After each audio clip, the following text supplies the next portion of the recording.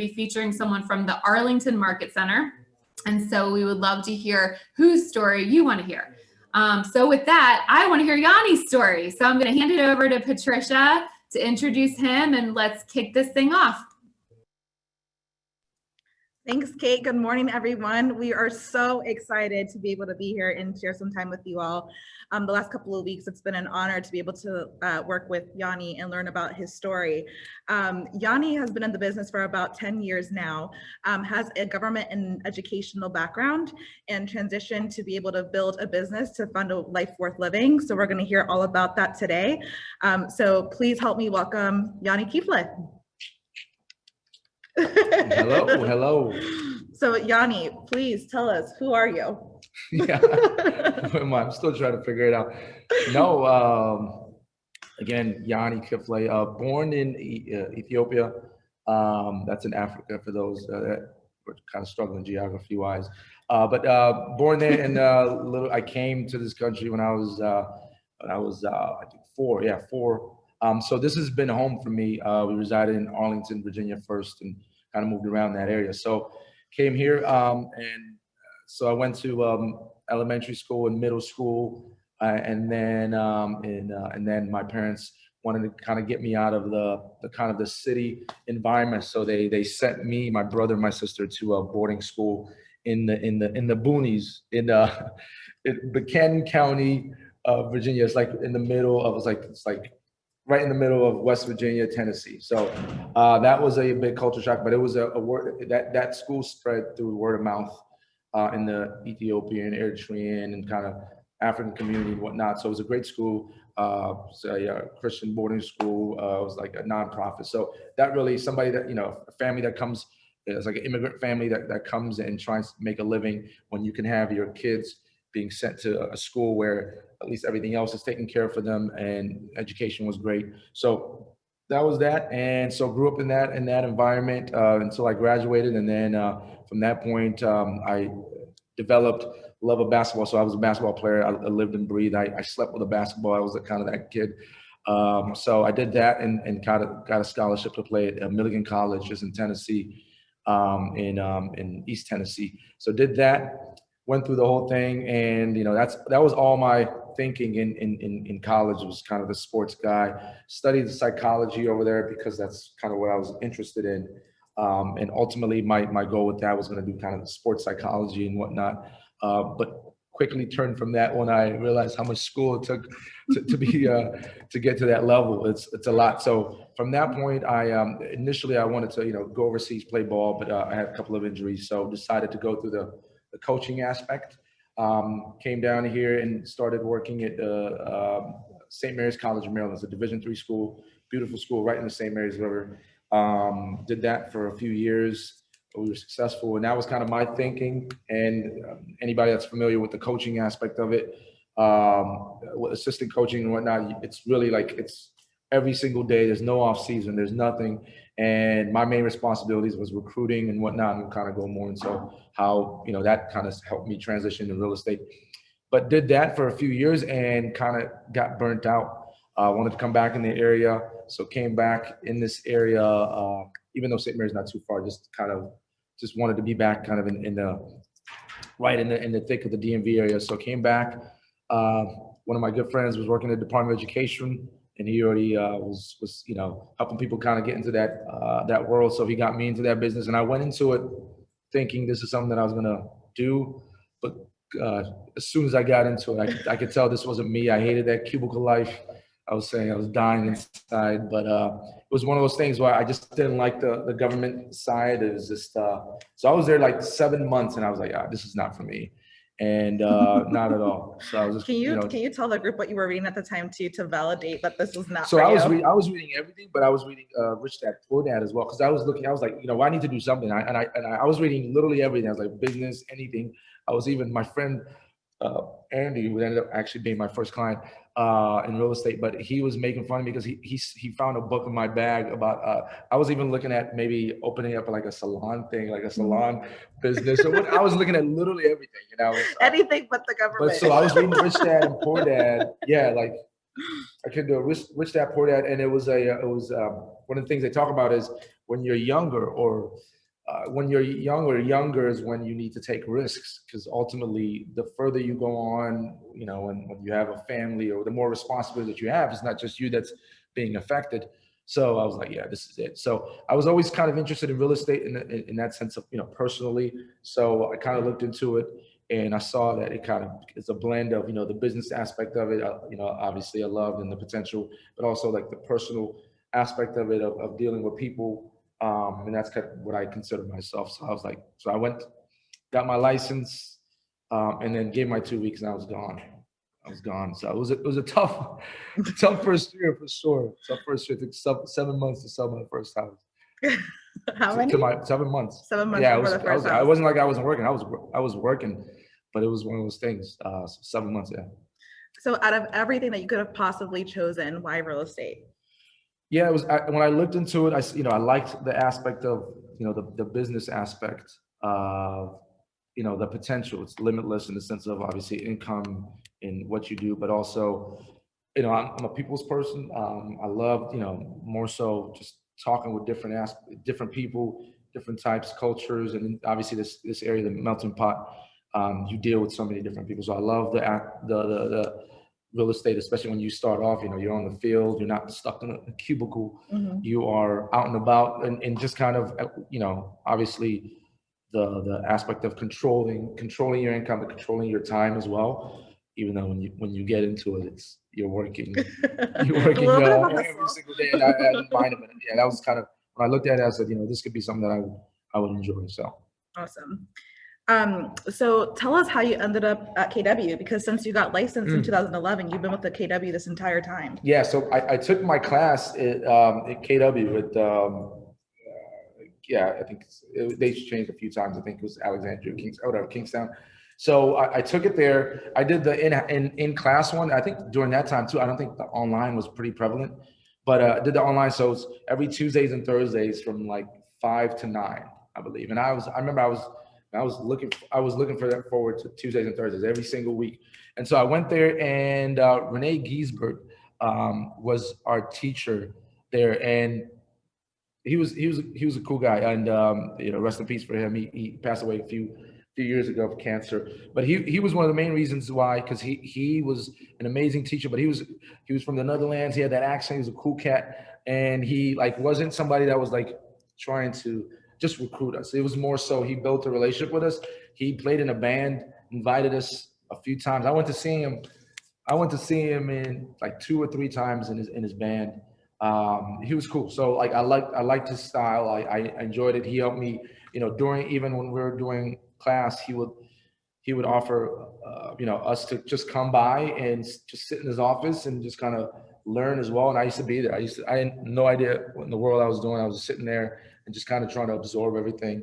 So he was one of the main reasons. It wasn't really, honestly, I did look into those other different brokerages, but initially he was the reason why, I said, I want to definitely be a part of what he's part of. And I liked his vibe, and I liked his, it was about the energy. Yeah, his energy. And he like I said, he built a relationship, and I kind of saw myself and him in that sense. So he worked hard, played hard, enjoyed life.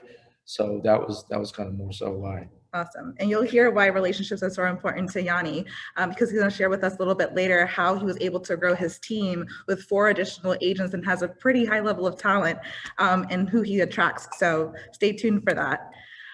So Yony, tell us a little bit, how do you set your goals? Yeah, so we talked about this, and this is where I actually lack. I struggle with this in terms of being as structured. For me, it was more so, okay, I did this much this year. Next year, I need to do this much more. So it was more so and I'm still this is kind of something that I'm kind of transitioning, being more strategic and purposeful in everything that I'm doing, in the sense of just numbers and structure. So that's how it's been, for the past few years. I've for myself and the team, we've had a number, and I've always said, until we hit that number, that goal doesn't change. That was kind of it was more so, hey, we did this much this year. Next year, we need to do X amount more, and there was no strategy involved in it. It was just more so, hey, if we do more, then we'll make more. And so that's kind of where I think right now my growth is going to be coming, especially this year, and just kind of understanding that more and being more structured and strategic in that aspect. Can you share with the group what specifically that looks like and what changes you made going into your business this year for 2021 to have more structure around your goals? Yeah, so it was, we've had a TC for a while, and that's the first thing I think anybody should do. It doesn't cost you, obviously, until you close mostly, but so TC is something that I think it just relieves a lot of things. You're not worried about those things that pop up or things that you need to be looking out for during the transaction. So that's always been. But now hiring more, I had an assistant a while ago, didn't work out, and partly because of myself, obviously, I think because I didn't hire the right way. But hiring a virtual assistant, a full-time virtual assistant, and also an ISA as well, I was seeing that agents were not doing a good job of at least keeping up with, obviously, the lead generation in terms of actual websites, leads coming in and being like right on the ball of following up, and also like running their business and working with clients. So I wanted somebody that just specific to just working all the website leads and all that. So those are two things I think that will make a big difference for us in making sure we don't leave anything on the table. And so unless it's client facing, your agents aren't touching it. Just in that, obviously, websites. Mm-hmm. Obviously, lead generation is not just about online leads. It's like we'll talk about. So referrals, making sure you're keeping up with your referrals, talking, texting, seeing, and all of those things. So they still have to do the other things that they're supposed to do. But in terms of the website leads, it's statistically you want to get to a website lead or online lead within 5 minutes, and continue to follow up. So those are the two main things, along with the kind of the strategies of what I mentioned of being more strategic and how we implement different things. Awesome. So you run a team, right? Yep. Tell us about your team structure and the culture. It's work hard, play harder. Right? No, but really. No, it's a very, so I think, like I'm always keeping an eye on talent, but I'm always, there's two main criteria for me. It's having that integrity. Integrity is something that can't be taught. I think it's fundamental. It's who you are. It's what you've been taught, and how you grew up. Integrity, and then work ethic. And so you got to be a quote unquote a good person, but like somebody that has those morals and that really like that customer service side and being a good person in that side, but also somebody that's willing to work their ass off. Not looking for HGTV person. Once you have these agents that come in and look at, they see what HGTV is and they think you just come in and then just start showing properties and have these clients. And so understanding what it takes in this business, and all of how hard it is, especially when you're starting out, but understanding what you have to do to get business and keep business and get referrals, all those things. So those are two criteria that I look for. But it's got to be a mesh in the sense of somebody that's going to be a team oriented. We share everything in the sense of like we have a group chat on WhatsApp that we share posts, pictures, everything that's happening in our day to day. Like somebody had a situation like this the other day, like somebody put an offer and it was like 20 offers and the listing went like 40K above and stuff like that, like just doing that. So collective, understanding an agent that understands that collectively, the more that we grow, each person grows as well, whether it be more content for them to share on social media, more sales, obviously it's going to make us look better in online and all that. It helps each person. So it's a collective unit, understanding it's teamwork and being happy for everybody and using everybody's success to grow your success. I'm just going to chime in here really quick, from sheer observation. So being in the Tyson's office, one of the things that I've noticed about Yony's team is that there is always someone from his team at the office at all times.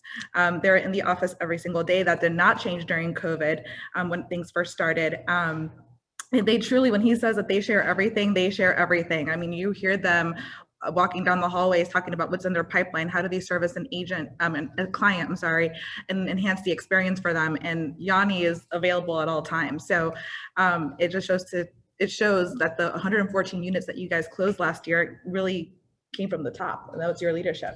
Well, yeah, like I think ultimately I'm gonna always be available. I've always, like, you know, especially as new agents, as I'm bringing somebody on, one of the things that I let them know is, like, literally my phone, like, to them, they can call me anytime. There's no stupid questions. There's not, like, anytime you text, call, I'm gonna always be available. Honestly, there's not there's not a time I'm off in that sense for them specifically, because I understand, you know, when you're coming in, you're just trying to figure it all and figure it all out and all of that. So and everybody else's too. So, like, you know, if they have a specific question, you know, they put it on the group text, and people are chiming in, and you should do. So it's that team atmosphere, like I said, enjoying, like I said, having fun with it, and you know, and that helps kind of with the learning curve as a new agent, or you're coming in maybe to a new environment. That always helps when you have, you know, 10 other agents or 9 other agents that are willing to help and give you direction and information and anything. And or let's say, you know, somebody can't make a showing sometimes, we're right there to step in as well, or somebody's on vacation.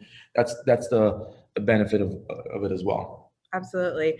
So just to clarify, so in 2019, there was 5 agents and it was you. In 2020, there were 9 agents, then you, and you had your TC. And in 2021, he has 11 agents, a TC, which is a transaction coordinator, hired an inside sales associate, a virtual assistant to be able to keep the structure and streamline all the processes, and higher accountability, because your goal is to double your unit count from last year, right? Yeah, at least. So 209 units. Make sure when you see him, ask him where he's at with that. Yeah.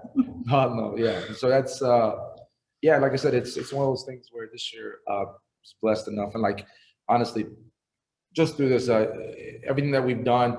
And I will say this, like, now, and I'll be straight up, like, I don't consider myself like a mega agent. Like, you know, it's all about your perception. I always, on our team dinner at the end of the year, you know, we read the numbers of where we're at and all that. And then I get these I get the Real Producer magazine every month, and then on the back it tells you, like, quarterly where everybody's at. And so I was like, okay, guys, I mean, like, you could be happy with this number, but as long as you know that the top team in the area through October 2020 closed 460 million. I was like, so, like, I yes, okay, some of you hit your goals. We may have hit a little bit, but, like, I don't consider myself like a mega. Like, I mean, you're not there yet. Yeah, I'm not nowhere near. So I don't want to, like, I'm grateful for the success that we've had, but, you know, it's all about perception too. Where you compare yourself at is where you'll end up. And so that's important to know, that there's this, you know, like, there's this, the ceiling is so much higher. And so in the potential, and that's the beauty of, like, what keeps you going as well. Because, I mean, like, 460 million in volume, that's crazy. That's a life definitely I want. So. And we're going to talk about that a little bit later, right? Yeah, more in detail for sure. So I know that a lot of things changed physically during COVID. So how did you keep the culture of your team when things started to shut down? Yeah, and I mean, you can truly say we were blessed. Like, things could have been a lot worse in our market. Like, I mean, in our business. So, like, when things were happening, we didn't know. I mean, there was, like, maybe like a 2-week, 3-week where things were kind of like on the fritz, or, like, you know, we didn't know if we're going to be essential services. We didn't know where it was going to be. But ultimately, after that, it was just, you know, people were still doing what we were doing. So, I mean, the talk between the team was, guys, like, just business as usual until they tell us no. So business as usual. And I think that's ultimately what you have to do. Business as usual, no matter whatever's going on. It's business as usual. Continue to do what you're supposed to do, you know, on a daily, weekly, monthly, until they literally say, no, you cannot get out your house. And so that's kind of been how it was. And then obviously once rates dropped and it was a wild, wild west, like, you know, now is the time. And and the conversation was like, listen, guys, we like, just as all the other industries have suffered, like, you know, like, it could happen to us. So, like, get yours now. Like, that was kind of the conversation. Like, like round them up, like literally round them up, get yours now. You just never know what's going to happen. I mean, ultimately this year's showed us how anything can happen. Absolutely. I 100% agree with that. It was always funny to come into the office, and it was just like the leadership team at the time, and there were a couple of our agents in their private offices, and we would always see Yony, and I'm like, Yony, you're still working? And he's like, the show must go on. Like that was like the affirmation every single day, the show must go on. The bills kept going on, so the show must go on. You know, so no. Not lying. All right. So Roland, we have a similar question, so let us know if we don't answer it exactly. So Yony, tell us, what do you wish you knew when you first got started? Yeah, so when I was a new agent, and the beauty of Keller Williams is so much resources, so much, so much information. Sometimes you could fall in the trap of what we call it, they used to call it the shiny ball effect, right? Like you're just like, oh, this one right here, this thing.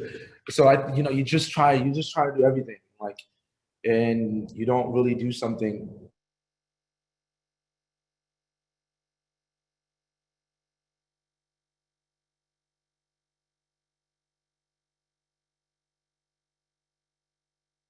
Hold on.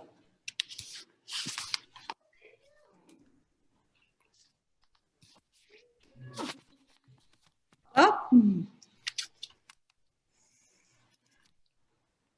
Can always count on Dominique to come to the rescue. Thank you. Can always count on technology. It's okay. We're going to pivot. We're good. So yes. So tell us the shiny ball effect. The shiny ball. I think as a new agent, like you just want to try different things, and I was like going different angles, different places, and so I didn't really focus on the main things and the things that I needed to, or at least focusing on a few things and doing those consistently, and really just going hard on those. What was the one thing that you focused on consistently when you first got started? So I knew social media was big, and it was more so, and maybe we'll talk about this later, but it was more so the fact that I could build a brand on social media with my sphere. So that was that. And then also like prospecting of like leads. So I was on the phone. I remember I used to like literally just wake up. I used to wake up at like 6, and I used to just go downstairs and start calling expires and withdrawals at like 6:30. And I don't know if you remember, like that was. Like, I'm glad he never called me, because I'm man, talk about. I've had some situations like people curse me out. Like it was like, but like that's what it was being taught, and I mean that was a main component of my business initially as well. I've literally had situations where I've called the wrong number, totally different neighborhood, but that person wanted to sell. So like that works. So I was doing that. Open houses were another thing, as many as I could. Sphere, obviously, like I said, with social media, but also just following up with Sphere, and those are the main ones, I would say. So when we were chatting a little bit, can we dig in a little bit deeper on that? Is that okay? So one of the things that really stuck out to me that you first shared was you have to decide what success means to you, and find your legs of the business. Can you define what success means for your team, and then the legs of the business of the DMB team? Yeah. So success meaning like there might be somebody here that like you don't want to run a business that's 460 million, right? Like you can have success to you is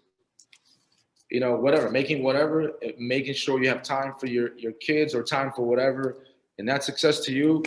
By all means, that's success to you, and you could live that life, and you could do that.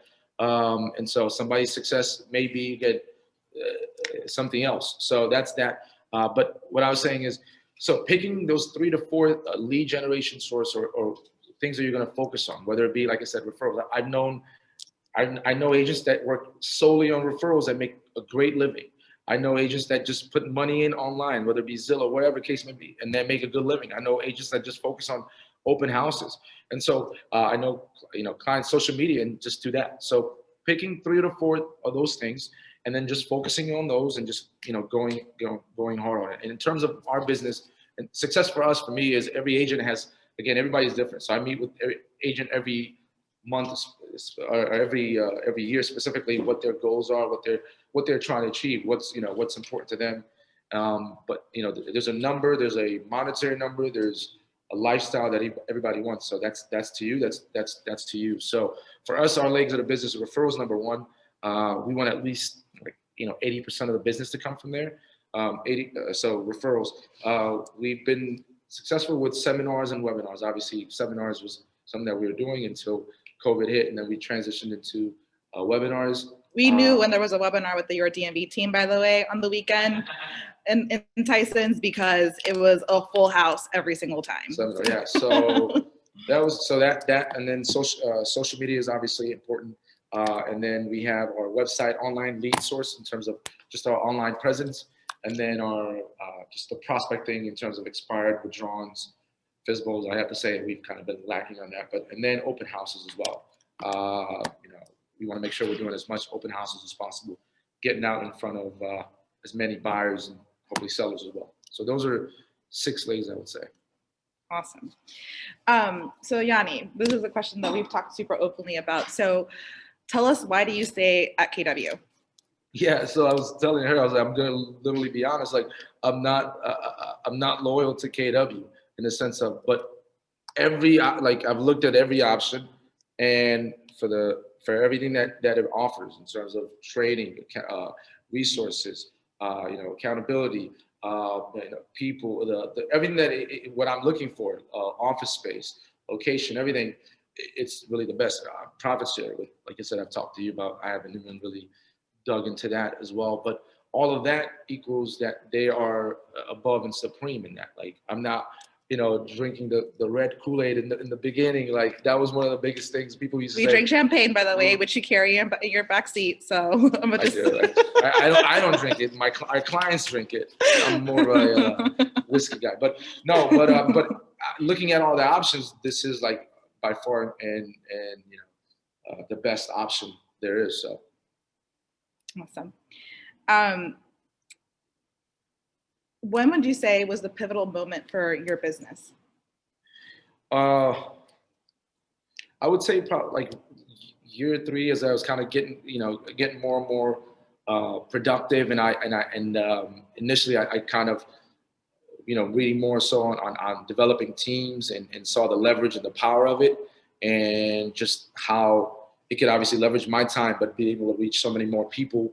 And so my first hire was D Harris. I was recruiting him. I was like, man, we could do good things, I think. And initially he snubbed me. He went to a different broker. I was like, come on, man.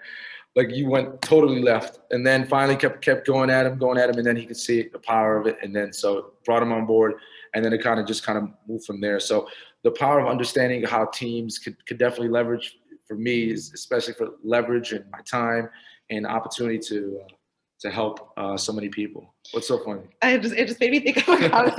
Oh, you laughing? It made me think of a comment because Yony truly lives leverage. We were here late on a Friday night, and I'm like, this is late for you, Yony. Don't you have to be up in the morning to show property or something? And he's like, I haven't showed property in years. That is it. She might be lying. I still show leverage. The 3 L's there. I've done my dues for sure. But ultimately, you can get to a level, but yeah. Absolutely. So D, who is still an agent on your team after sure. many years, that's also something that he does super well, is being able to keep his people for a very long period of time. One of the things that is really important to him is having that upfront conversation. And we're not going to do this for a year and then you go do your thing. It's like, we're a family. We're doing this together. Like we're in this long term. And that definitely shows.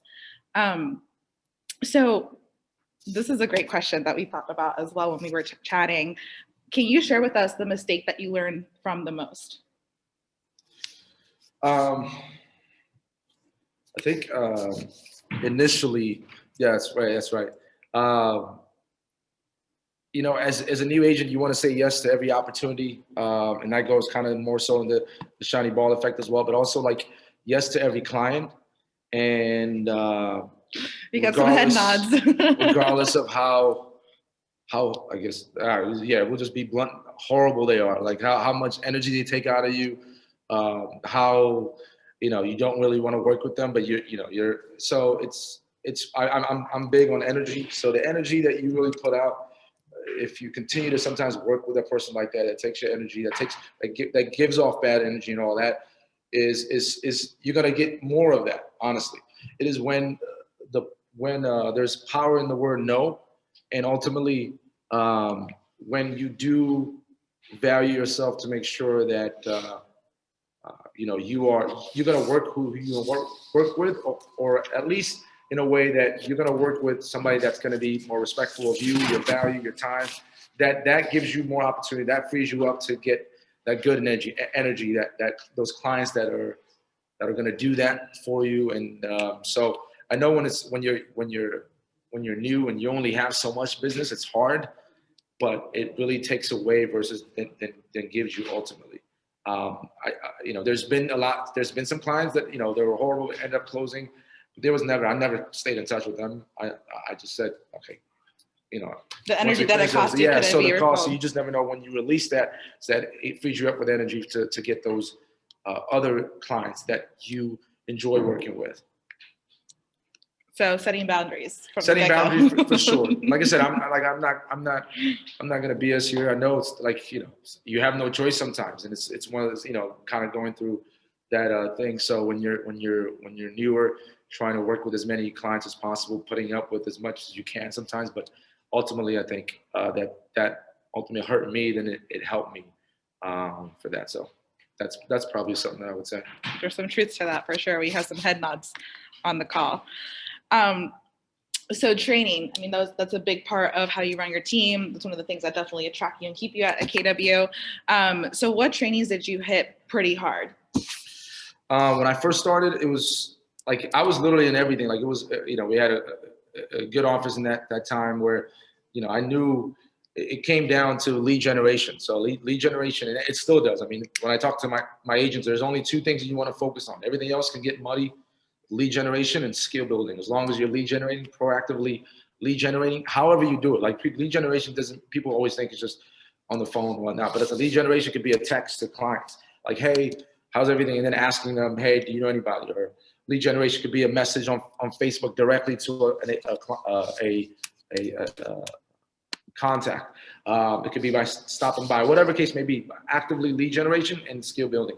So in the beginning, it was everything. So I attended Bold and like, when you go to Bold, I don't know if anybody's been to Bold. Bold is like it's like an extreme aggressive version of lead generation. Like you're literally, and I wish, COVID will go away and people can actually be in the room, but it's a great environment where you're like in a room full of all these agents, and like, they will like break you off and say, hey, go make 10 calls and get like 5 referrals. And like, you're going in there middle like of lunch and just calling everybody. So that was good. But Bold, and then I literally tried to soak up everything that I could.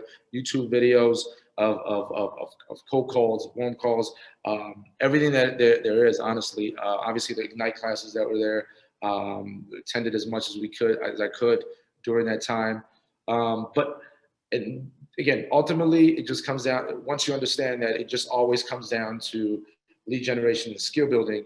As long as you're proactively searching for business every single day, and as long as you're getting better, whether it be in your business, mentally, scripts, whatever case may be, those are the two main things that just focusing on. That's all I said. Okay, I'm going to focus on those two things and those two things only. But plenty of that, plenty of books, all of that. I'm not sure we talked about that. I don't know. So yes, that's actually next. I'm sorry. So one of the things about Yony that I learned was that he's truly a self-starter. So it's no secret. That's also what you look for. And when you attract more people to your team, that initiative piece and being able to self-start something that's of interest to them. And one of the things that I learned about you was that you have an extensive book interest and how that's helped you in your business. So we went down a list because he just started reciting these books like off the bat. I'm like, okay, hold on, wait, let's condense. Let's make sure we can have at least some specific takeaways from each of them. So tell us what you learned for Go for No by Andrea Waltz. Okay, Go for No is a great book, especially like Go for No is a book where it turns the word no on its side. Like a lot of people are scared of the word no. Like in prospecting and lead generation, they're scared of the word no. And you know, sometimes it ultimately it sucks when you're on the phone like no, or like, you know, curses at you. But ultimately it just turns it that it's a numbers game. It's a numbers game that the more no's that you get, the closer to you are to a yes, whether it be in number wise when you're calling, but also when you're trying to close somebody, and when they're giving you an objection, that's a no. Moving forward to that means you're just closer to wearing them down to get that yes in that sense. But Go for No is really good book. It just kind of turns the perception of no to a good thing, which is important in sales and real estate and anything. Okay. So share with us what you took away from The Pumpkin Plan by Mike Milosky. Yeah, Pumpkin Plan was really good as well. And that was kind of talking about how you can decide who you want to work with and create a business that you enjoy working in, with clients that you enjoy in. It's a really good book. And that was a really good book. And I don't know about you, some people prefer like reading, but I'm more of like an audible guy. So just hearing sometimes the author and how everything goes, it's better for me. But it just speaks about how you got clients that like I said, that in that case he was just talking about like a merchant, like a client that doesn't pay on time, your invoices and this and that, or a client that always berates you, or like just looks down upon you, or doesn't value your time, then you fire them. And that really, literally you water. And that's what it's like, the Pumpkin Plan. And the analogy was, a pumpkin, or somebody was growing a pumpkin or a pumpkin field, anything that wasn't growing to the size that it needed to be, they would cut them out, because that pumpkin was taking the life out of the ones that were really supposed to grow as big as possible. So you cut that out and just water the pumpkins that were growing to the size that they were supposed to. So you take your business, you look at the clients, the type of clients you like, and the ones you don't like, you fire, or you don't work with anymore, and you focus on the type of clients that you like to work with and water those. And ultimately it just grows to the analogy, which I forget was like the biggest pumpkin. But pumpkin. That was, yeah, but it was a Pumpkin Plan. Yeah, that was a good book. Actually, it was a really good book. It was entertaining as well. So tell us about the 10X rule. 10X School is my guy, Grant Cardone. That's who really, so my brother put me on Grant Cardone. I don't know if anybody of you guys know Grant Cardone. Grant Cardone is a sales trainer, and then he turned his business to more so kind of real estate investing and whatnot. But he's a very unique and fun individual. But his book, The 10X Rule, basically says that. And I was reading that when I was kind of getting into the business and really kind of taking, that first year. 10X Rule basically says that it takes 10 times more than you think it does to accomplish what you need to. And it's all about action. So his big thing is about action, action, action. And, one thing that towards the end of the book, I think it was in that book, but he talks about the common denominators of successful people. Is one of the things is they commit first and figure it out later. Ooh. So in real estate, it's one of those things. Can you repeat that again? Commit first and figure it out later. Yeah, because you'll figure anything out if you're committed. Commitment. I know some of us have commitment issues. That's okay. Are you talking about personal, or are you talking about like relationship? No, but like that's for another conversation, Yony. Commit first. But that was a good book. It really, it's like you said, his personality is really like aggressive in that sense. But I think, and that's kind of mine as well. But like, even if it's not yours, you can take a lot of things out. But commit first, figure it out later, among other things that he has in there. But the common denominators was one thing. So with real estate, when you go in, and specifically, I'll give you an example, like with videos, right? So like we have a tendency with videos, or sometimes even like just content, we think it has to be perfect. It has to be like, but like you just commit and then you figure it out. So I remember there was a time when I was first starting, I was in an open house and it was like dead, it was dead open house. Like it was nobody. Like I was there eating all the food. There was nobody. So I was like, I'm just going to do a video right now. And I remember just did that video. And it was funny because, and again, that was my first video. So I did the video and I took the video, it was a phone, and then I was just walking around the living room, the dining room, and like some of the feedback I got, man, great video, but I got a headache watching you go around and around and around. But like, you know, you figure out, commit first, figure it out later. But 10X Rule, Grant Cardone has a great books, but 10X Rule is one of the big ones for me. Awesome. So we know your love for psychology, right? So that which is what influenced you to read How to Win Friends and Influence People. So how did that apply to what you do? Yeah, so I studied psychology in college, and I just love the aspect of like what makes people tick, or just kind of different ways that, you know, influence people and everything that goes around with psychology. But that's a classic, obviously. But I want to know like how to create rapport with somebody, right? How to be. I think my biggest thrill is like with lead generation, talking to somebody on the phone, like literally calling somebody on the phone, right?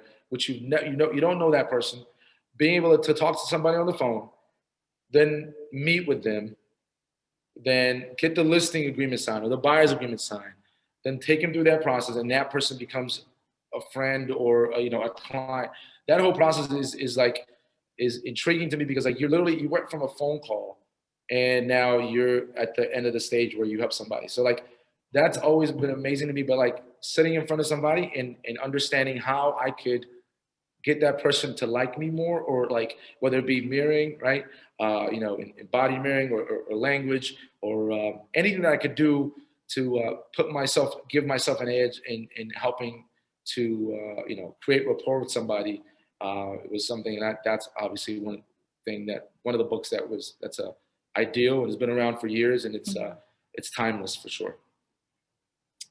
So one of the things that we also talked about was how much of a game changer your morning routine came from, and it was through reading Miracle Morning. So talk to us about what you took away from that and how that's changed your whole game for you. That's one of those things I know, like for me, I always like waking up in the morning and everybody's different. Again, I'm not saying, and I will say this, like, whatever your style is, your style. I know people that work better at night. I know people that work better in the whatever case may be. But for me, I read that, and you can just accomplish so much more in like the hours in the morning where there's nobody emailing you, texting you, calling you, where you can just kind of focus on one of those things. You can get a lot done, whether it be a side project, whatever it be on your business, you can get a lot done. And again, that's just for me specifically. So that, and ultimately that morning routine kind of gets you ready for the day, and it kind of sets you up, and you're always, proactive versus reactive. By all means, I'm nowhere near where I need to be, but it's one of those things. I just have better energy. My mindset is better. I get things done, especially the things I need to get done, without any interruptions. So that's always been something that I've always focused on, and now I'm becoming more disciplined to do. Can you share with the group what time you truly come into the office? I get in at 6, and 6 a.m. Yes, I'm saying so. I'm just saying that's just for me. Like I said, I know like one of my agents, he's like, no, I can't do that. He works better in the evening, and so that's to each his own, as they say. All right. The last book that there was 2 more, The Closer Survivor Guide and the Atomic Habits. So what did you take away from each of those that you've implemented? Yeah, Atomic Habits Atomic Habits is a great book. James Clear, I believe, right? Yeah. I'm fascinated with habits. I really truly believe if there's one common denominator, or the biggest thing that separates successful people and unsuccessful people, is habits, discipline and habits. Obviously, you have the discipline to create those habits. And so that was a really good book, because it broke down kind of the psychological ways that you set habits, or how you could succeed at setting a habit. So that was really good. Like that's important in terms of eliminating things, friction, to keep those habits going. Like just give you an example. One of my goals was obviously waking up early, but part of what helps in that is going to bed early as well. So if you have a TV in your bedroom, right, it not to say that you can't, but it's another distraction that's gonna basically inhibit you from reaching that goal, reaching that habit. So that was a good book. And then, like I said, Grant Cardone is somebody that, like I said, I truly respect because of his grind. He came out of nowhere, out of nothing to a billionaire now. But so he's always said that real estate are the worst salespeople. Like he's always said that because like there's no people. So my brother and a few of my agents that they were from the timeshare industry, right? Crooks, he's over there. You're a crook. They're crooks. No, timeshares. So timeshare people, that is literally like, that is sales. Like you're sitting down in front of, and you have to literally go down to make sure it goes objection. They say yes, they say no, objection, to try to close them. So as an agent, like we don't necessarily focus on that. Like you see more of that in the listing side because you go into somebody's house and like then they may give you an exception, objection, and you have to handle it. So that closer survival guide is it's a book. It's just basically like 150, 200 objections and then objection handlers where he just goes through. It's not specific to like real estate. It's specific. You can kind of translate. You can alter to real estate as well. But it's just it goes through and you want to be like you want to start thinking that some like you got to be able to close deals when there isn't deals to be made. So one of the things that we talk about with the team as well is somebody calls you for a rental, like, yeah, no worries. And it's not something that we focus on, but your first questions initially, obviously creating that rapport, then going into like, have you ever thought about buying? We're not going to just go into like, yeah, well, initially we're going to go through that process of, okay, have you ever thought about buying? Why don't you talk to our lender to see if you even qualify? There's programs in this area that you may be able to qualify for, whether it be down payment that that you're lacking, whether it be a credit score, then we can help you get your credit score up. If it's timing, we'll try to negotiate your lease to get you out of the thing. So all those things, so getting you in that mindset that there's always business to be had. And that's what that book does. It just kind of goes into all of that. So what's an important saying to you that you live by? Yeah. It is what it is the biggest thing. Like, especially, it is what it is. That will kind of help you with a lot of, it is what it is. I mean, like, especially in real estate, initially things happen all the time, just specifically deals are, gonna go to shit sometimes, just all those, but just in life, it is what it is. And on top of it, so to kind of help with that is, as long as you're focused on what you can control, I'm not gonna, all I can do is focus on what I can control, and that's it. And I think for those that know me, I'm pretty laid back, generally. Obviously, when it comes to things, there's, I could be enthusiastic about different things when it's time to, work or play, whatnot. But it is what it is. I think that's big in life and in this business as well. Like, you just move on. It is what it is. You move on, control what you can control, and just keep grinding.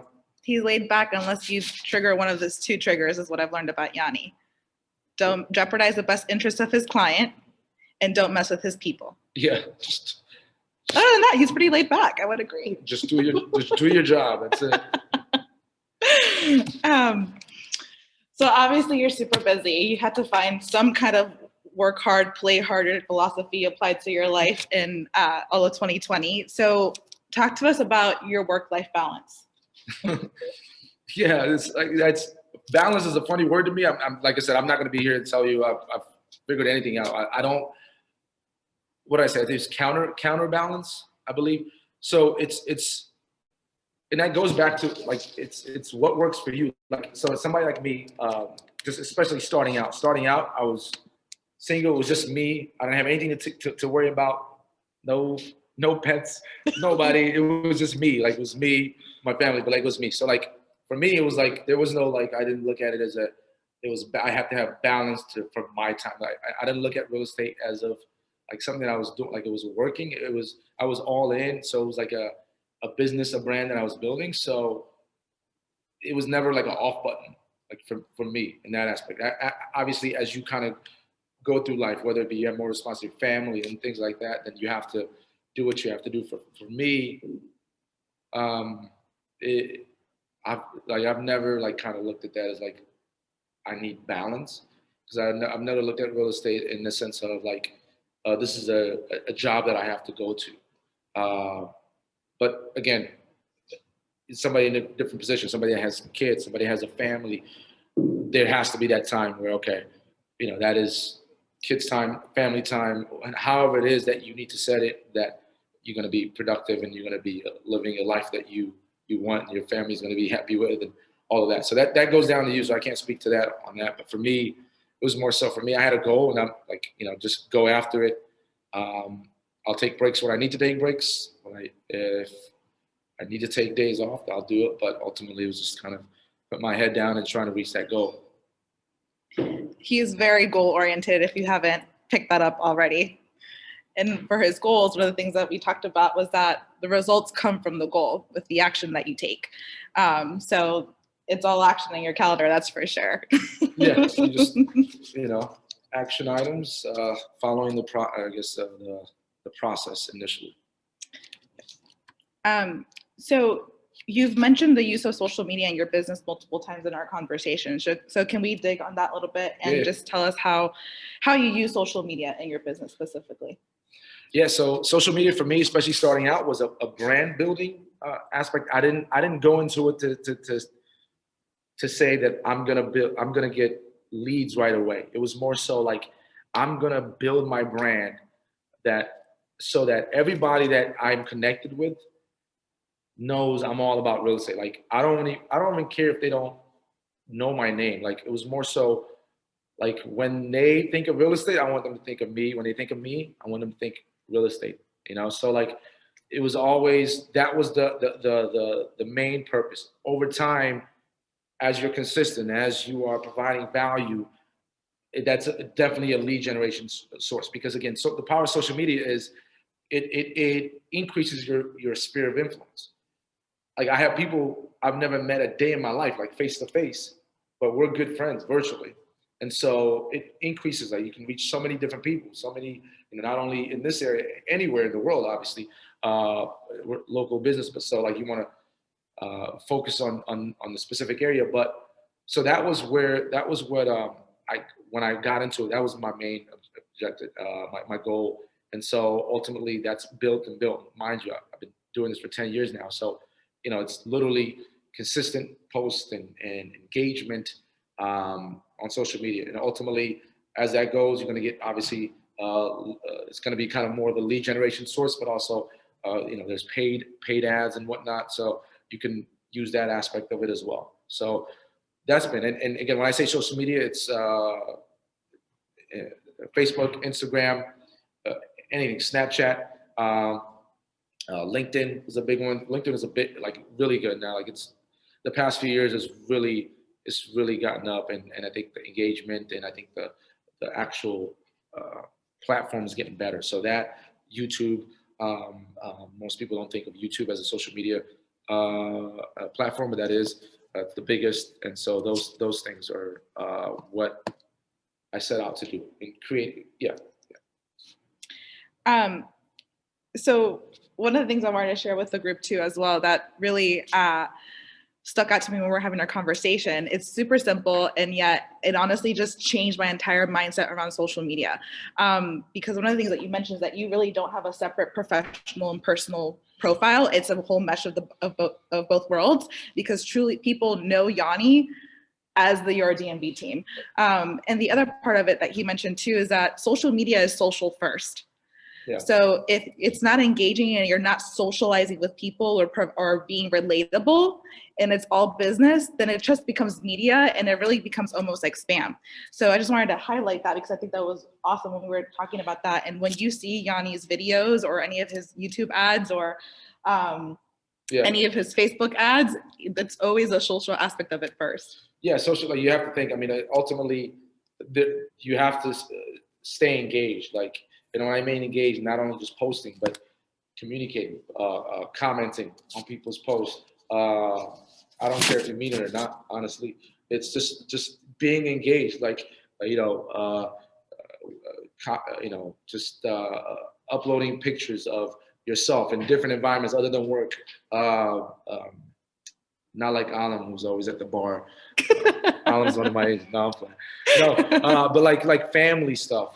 Just like ways to be social. Somebody that can, when they see you, they look at you as like, you know, that's Yony. He's like, yes, he sells real estate, but he's a human being as well. Like he has, whether it be you, if you have a family or with your dogs, just in a way that people will see you as a human being. You're not selling them.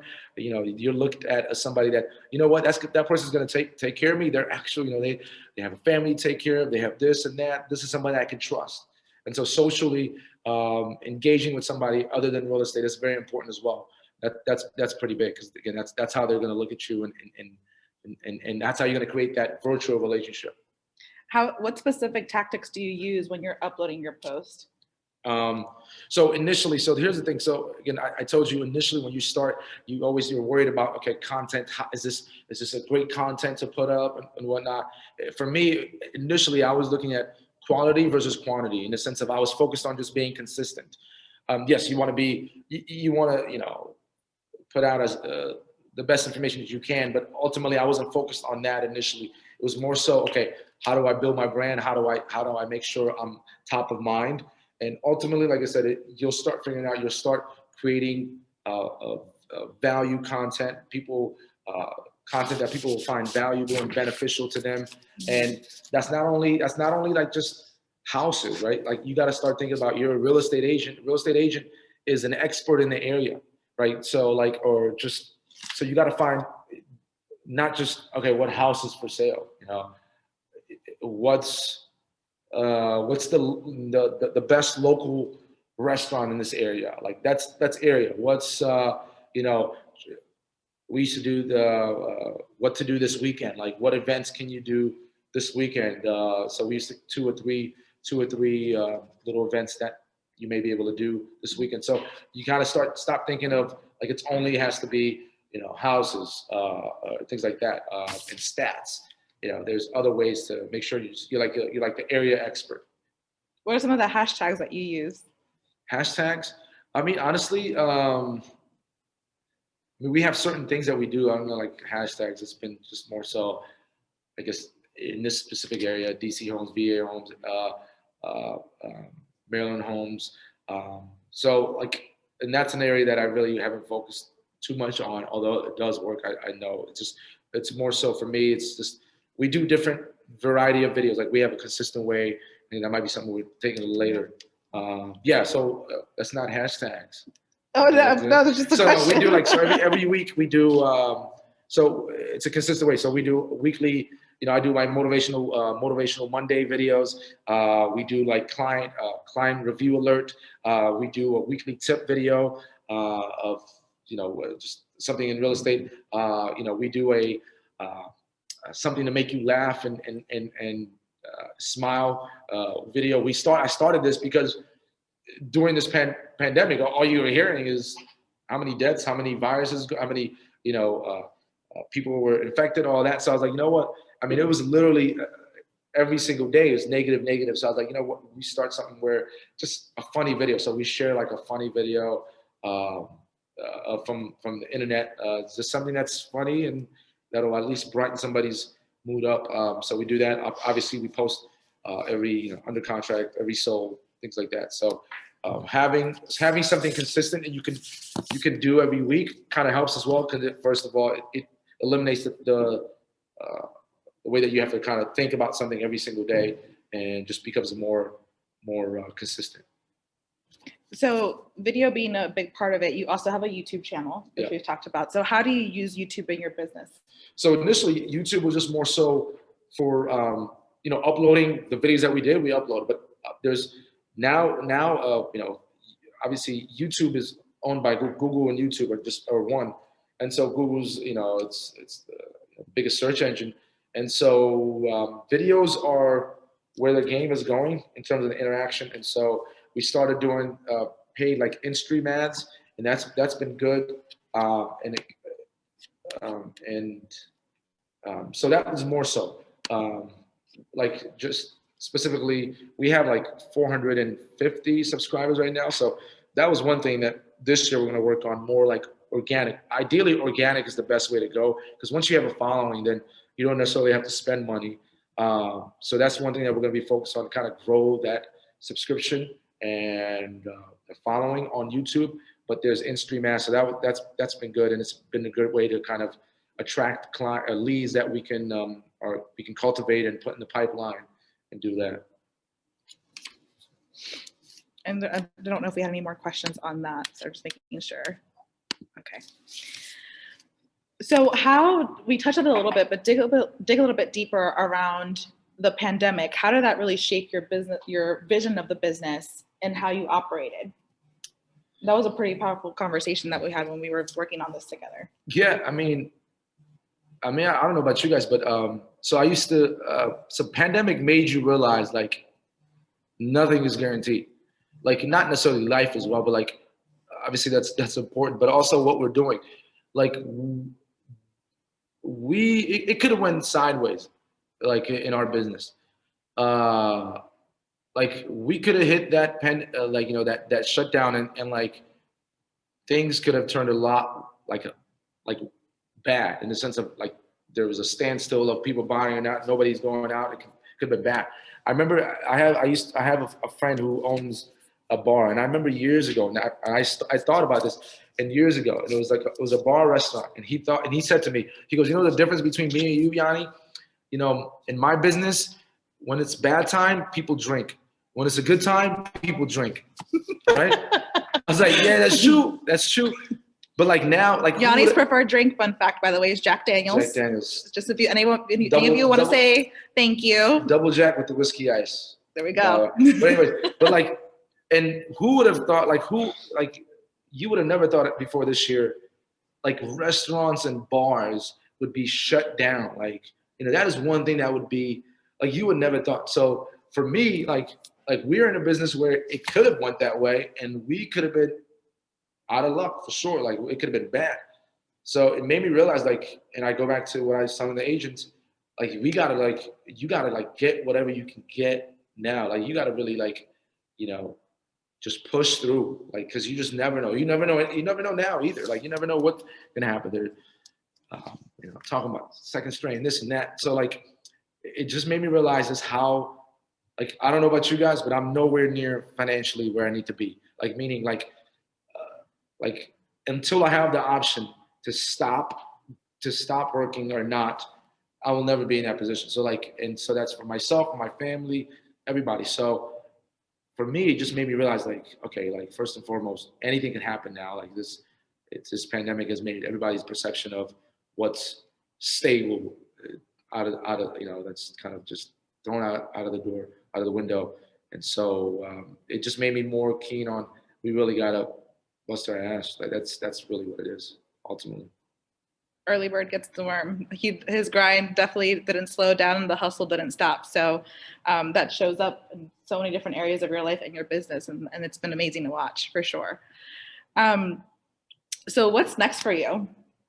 You build this empire, then what? Well, nowhere near, but like, so that's funny when you ask, I really haven't even thought about like that. Like ultimately I want to build a business where I'm going to be totally like really proud of. And that could be something where I'm like, away from the kind of the day-to-day activities, where it's just kind of running itself in that sense. But, like I enjoy the interaction that I have in this business. I enjoy being able to work with amazing agents like my team members.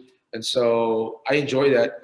But again, there's a lot of obviously different things that I would probably enjoy as well. I'd probably enjoy traveling and enjoying all that as well. But like I'm nowhere near that. So it's not even on my radar in that sense of what's next. Next is basically what the goal at hand is right now. So that's what's next. For the love of real estate, that's what his theme is. He lives and breathes real estate. Nothing wrong with that for sure. So what best advice could you give our group in the business? Yeah, it's a loaded question. There's so much, but I think no, I was trying to like say it the right way, but so find out what you enjoy. Like find out like how you want to run your business. Like find out, like I said, everything that I said here, it may not it may translate for everybody. Like it's finding how you want to run your business, whether it could be by referrals, it could be by however you want to do it, and then like consistency. I think the biggest thing is consistency. You know, it doesn't work if you don't work it. It was a phrase I've heard before, but like it's being consistent and just grinding that out, like really grinding that out in the way that you want it, and creating the life, like I said, whatever success is to you. You know, success to somebody could be, you know, making 150K, 200K, and having like, you know, time for to having a time where you could do the other things, whether it be family or other you know, side hustles or hobbies or whatnot.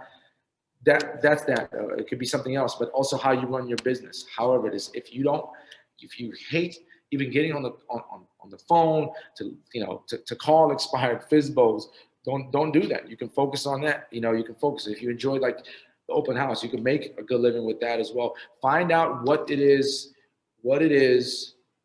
that you enjoy, and then just do that consistently, and just keep doing that and keep doing that and keep doing that. I guarantee you'll see the results. It's simple. Yeah, just not easy. Simple as, yeah. We have some smiles like, yep, we've heard that once or twice, the consistent factor, and yet we know that consistency compounds for sure. So we promised that we were going to leave a few minutes here at the end to be able to ask questions for Yony. So we're going to open it up to our group here to be able to ask questions to him and to be able to share some answers with you. So first question, what's your morning routine, Yony? Morning routine for me is wake up at 5, and then just get in the office by 6, and then kind of doing what I need to do. I normally work out at night, more so in around 5 or so. I've always hated working out in the morning. Yeah, it's just not me. So I work out at night. But so normally wake up at 5, come in the office at 6, and then take care of the things that were on my to-do list, and the things that I really want to do, whether it be projects, looking into marketing, whatever case may be. Just focus on that solely for that. Like I said, that 6 to 9 hours is really big for me. Like you're not being bothered whatsoever.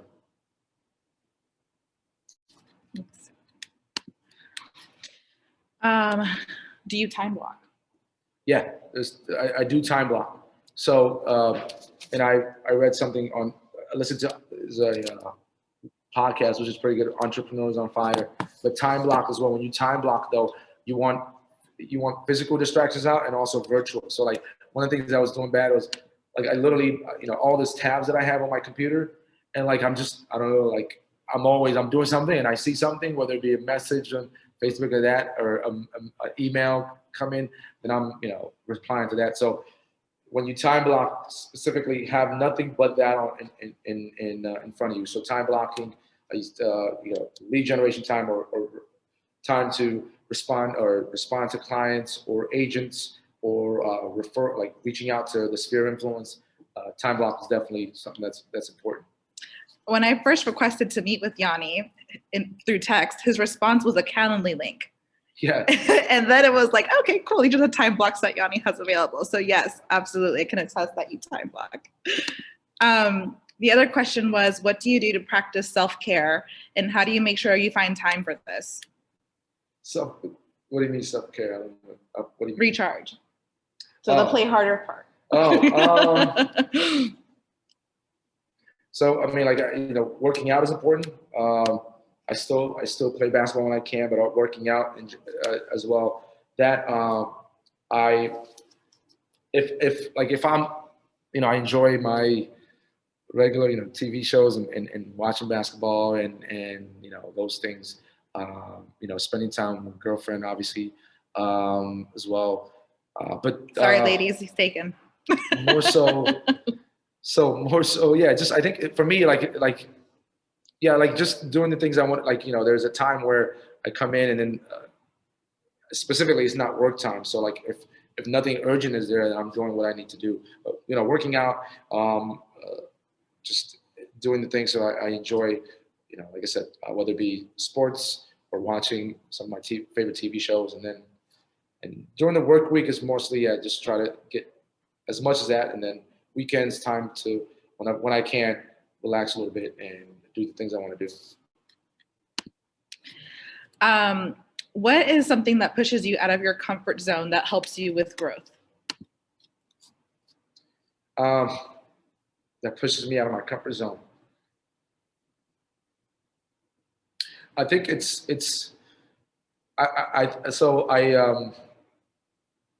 for me, for growth is knowing that how much more I have to go.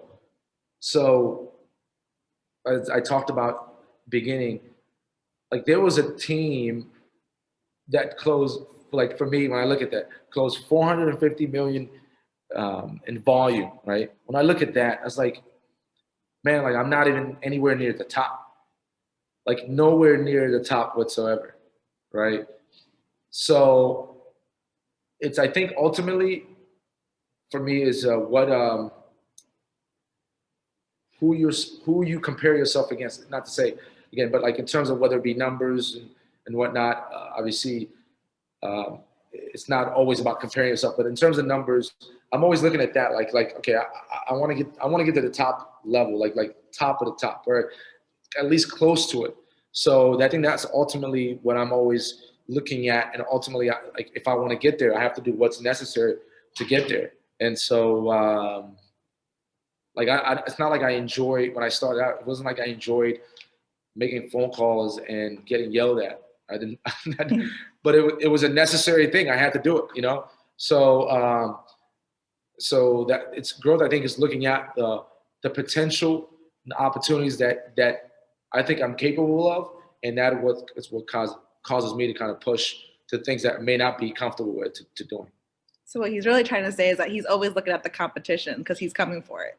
Yeah, I'm always looking at the opportunity. Yeah, opportunity of where we could be, where I can be, where you can be, and if that exists, why not? Absolutely. Next question is, what are the 3 things that you will focus more on this year to get you to that next level? So 3 things. So yeah, it's for me, again, you may have heard this at the beginning, but being more strategic. So one thing I didn't say as well, like, you know, I've hired like a personal coach as well that's going to be accountable. One thing that I realized was, you know, I was there to keep my agents accountable, but I didn't have somebody to keep me accountable. And so regardless of how myself started and whatnot, it's important to at least have somebody that has more knowledge to tell you, okay, this way. So I think that's important. Hiring I think ISA is important as well to make us more efficient. I noticed that there was a lot of things that we were leaving on the table, a lot of leads that were being followed up on. That's potential business there. And then for me as well, to take things off my plate, you know, my assistant / team assistant there to make sure that we do the things that we're supposed to do, being more structured. And that's one thing I struggle with, being more structured and efficient when it comes to like the admin side, but just overall, like kind of the glue of the running the team and running the business and making sure that somebody that's there to help me. I think those 3 things. And ultimately too, is I could say another thing is it just more content, more action. It's always, you can never do enough.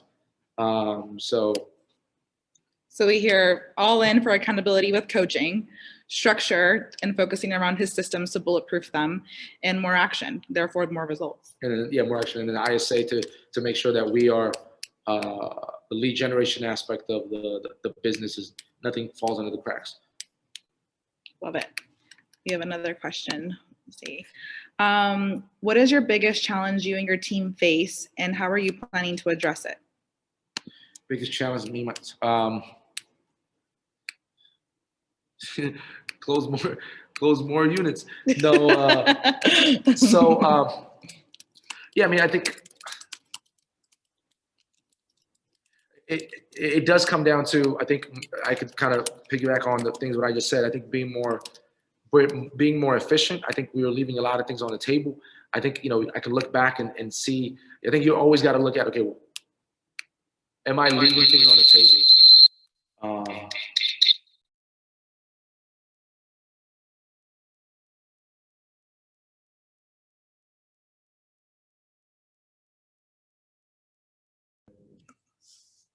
Yeah, so I think the biggest thing is making sure that we're as efficient as possible, making sure that we're not leaving things on the table. But a lot of times, like, so, you know, we have, when we meet we do individual meetings each year to kind of lay out, okay, what did you go? What do you have to do specifically to meet that goal? And so I think it's actually being accountable and actually doing those things that you're supposed to do, because a lot of the agents that didn't meet those goals, they can look back, and myself as well, it's evident that we didn't do what we set out we were going to do, like those actual action items, those things that we said that we were going to do to stay on the track of the goal. Yeah. There was somebody else that asked, I think I looked at what's Yony's YouTube channel. It's at your DMV team. So your DMV team. Your DMV team. What other questions? There's a question in the chat about if he has a TikTok account. No, I don't have a TikTok account. Maybe we should get one, honestly. But I do not. But I can see. I've seen a few different scenarios where that could definitely. I could see how it could definitely be beneficial, and using it in a creative way to at least give some information of value. And it's all about, you know, like the thing about it is sometimes things can be, you know, things can get boring sometimes, and just trying different things is sometimes is good as well. So, but but that was something that's always been, I've been thinking about it. So we'll see. You might see me lip sync to somebody here pretty soon. All right. So $1 million question. What's your why, and how do you keep that in the forefront? So one of my biggest whys is like many immigrant families, like my parents came here, like literally like gave up their life. Like, you know, American dream is in essence, like that's like the lottery in other countries. In Ethiopia, and like, so it was one of those things. So we came here when we were young, and so they came to this country and really just basically like gave up what they were doing before, whatnot, just for us. It's myself, my brother, and my sister. So, and then there's a lot of people that's invested in me, and obviously my parents, but all through life. So like, I have a responsibility to succeed. Like, it's not even like I don't have a choice. Like, it's not like I want to succeed, but I can't sit back. You know what I mean? And especially when the opportunities are just right in front of us, like the opportunities to create a life. Like I said, it's again, somebody might be in here that's definitely in a position where, like, I want to be in a position where I'm able to take care of everybody, my parents, everybody that means something to me, and have options. Like, I want to have, we joked, I want to have it's financial freedom means you have options. Like, I want to have an option to work or not to work. I want to have the option to give to what charity I want to give to. I want to have an option to pick the car that I want to pick. I want to have an option to live in the house I want to live in. I want to have an option. I want to live a life where I want to have the option to bless other people. So that's my biggest why. A lot of people have invested in me. My parents have basically gave up everything that they know to make sure that we can succeed, whether, you know, bringing us here, putting us through school, and giving us that platform. So now it's my responsibility to do everything I can, and the potential is there. That's what I'm saying. So I always refer back to, you know, all these teams and doing this incredible amounts of volume and units. Like yeah, I want to get there, and so. I trust that answers the question.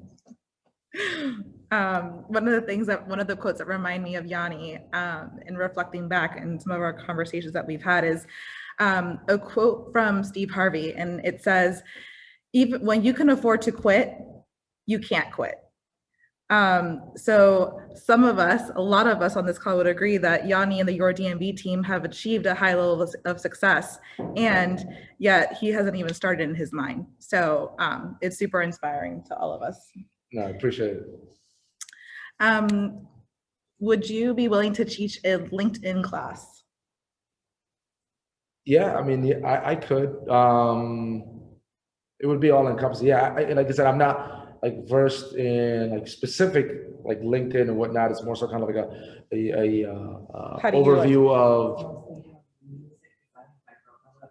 Yeah, just yeah. I mean, yeah, absolutely. I'll be willing to do that. Do you do anything on Instagram?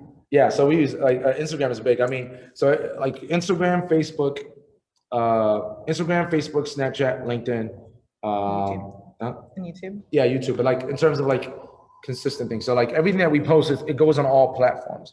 And so ideally, the goal is to post at least 3 times a day. And again, so it could be, if you want to break it down into a ratio, it could be 2 business, 1 personal, right? It's being like, so again, the business page now. So we have your DMV team, the business, as I've grown, and I still have a personal page, which I post everything on as well, but we have specifically a business page. So if somebody comes on there, like online, they're getting that as well, right? Because there's a lot of value in that as well. But Instagram, Facebook, LinkedIn, Snapchat, anything that posts, it's literally, it's all 4. So like literally it's Instagram, it's all one time. What we post on LinkedIn, all that. And there's been studies, you want to like, you can, do it different times or whatnot, but normally for us, it's just been 1 time. So we post normally, there's been studies in the morning, it's between 9 and 10:30. Afternoon, it's between like 12:30 and 2. Evening, any times before like 5 and 7 normally. So like, that's kind of what That your schedule looks like. The schedule when we're posting normally. Yeah. So we've had some questions before about what if I'm posting the same thing on all social media platforms, is that okay? And the Your DMV team does that at a really high level, and they've been able to obtain multiple transactions from doing just that. So the point of it is to make sure that you're gaining mind share, exactly what Yony talked about earlier. So if you have multiple people telling the same story and it's your brand, well, at some point that brings validity to your brand and to what you're doing. So post it out there with consistency, exactly what he said. Do you get any help to manage your social media? No, and I don't think you should give that away.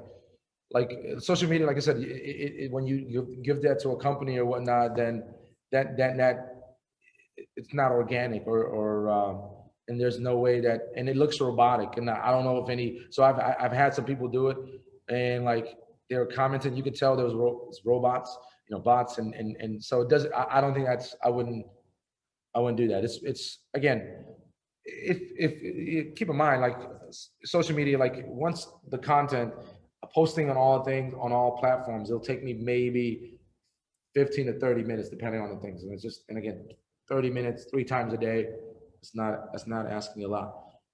But again, this, social media is a way to connect, so like that should be the easiest thing that you do.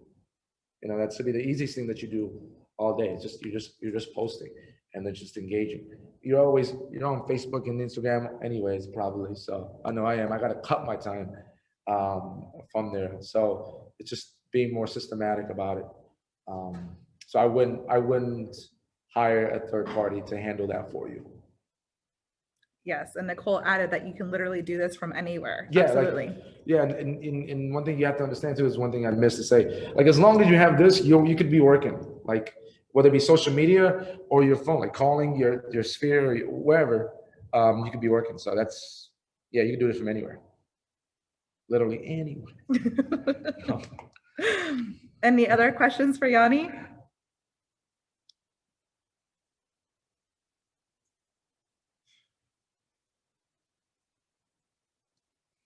What was that? Thinking about Hamilton? Any last words that you'd like to share or for your team? I mean, I could truly say we are where we are because of the team. I truly have, like I could say this, truly amazing agents. Like every one of them, like again, I look for again integrity and hard work. Every one of them, I could truly say that they bring all of that, and it is because of being able to find, and I've been blessed enough to find those people and keep those people, and it's a win-win for everybody that we at least gotten to this position right now. And like I said, all of them know, like our goal is much more. So like you're in. If you're not, you're out type of thing. So everybody's on board and they're all about it, and it's that team culture. So I've been blessed with that. So shout out to everybody, your DMV team, everybody listening. Appreciate you guys, and here's to just taking it day by day. Taking it day by day. One more question for you. It looks like, are you still volunteering?